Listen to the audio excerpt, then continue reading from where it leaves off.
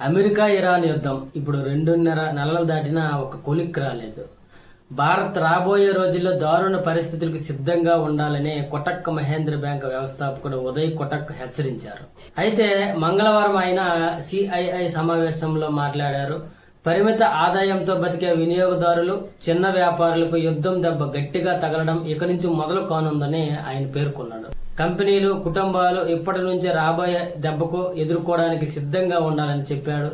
భారత్ దగ్గర భారీ ఎత్తున చమురు నిల్వలు గతంలో చౌకగా కొన్నవి ఉండడం వల్ల ఇప్పటిదాకా మనకు సాధారణంగా గడిచిపోయిందని వ్యాఖ్యానించారు. ఇప్పుడు కొత్తగా కొనే చమురు ధరలు భారీగా ఉన్నందున ఆ భారం ప్రజలపై వేయక తప్పదని, అది గట్టిగానే ఉంటుందని చెప్పారు. పెట్రోల్, డీజిల్ వాహనాలు నేరుగా వాడిన వారికి కూడా నిత్యావసరాల రూపంలో గల్ఫ్ దెబ్బ పడుతుందని అన్నారు. అలాగే వేతనాలు పెరిగే అవకాశం లేని కుటుంబాలకు ఇది పెద్ద షాక్ కానుందని చెప్పారు.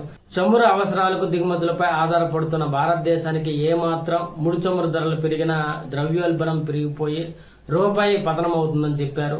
దేశ ఆర్థిక స్థిరత్వం ప్రమాదంలో పడుతుందని ఈ రకంగా పేర్కొన్నారు. అయితే క్రూడ్ ఆయిల్ ధర $60 ఉన్నప్పుడే భారత్ కరెంట్ ఖాతా లోటుని మెసేజ్ చేయగలదు. $100 దాటిందంటే ఒత్తిడి అధికమవుతుందని వివరించారు. వ్యక్తులైనా ప్రభుత్వాలైనా కష్టకాలంలో ఆదాయానికి మించి ఖర్చు పెట్టడం మానేయాలని, భారత్ విదేశీ పెట్టుబడులపై పెద్దగా ఆధారపడద్దని ఉదయ్ కొటక్ సూచించారు. ఆర్థిక స్వయం స్వావలంబనం కోసం విదేశీ రిస్క్ క్యాపిటల్ ఫండ్ను ఏర్పాటు చేసుకోవాలని, ప్రపంచం ముక్కలుగా చీలిపోయిందని, ప్రతి దేశం సొంత ప్రయోజనాల మీద అత్యంత శ్రద్ధ చూపిస్తున్నాయని ఈ సందర్భంగా ఆయన తెలియజేశారు.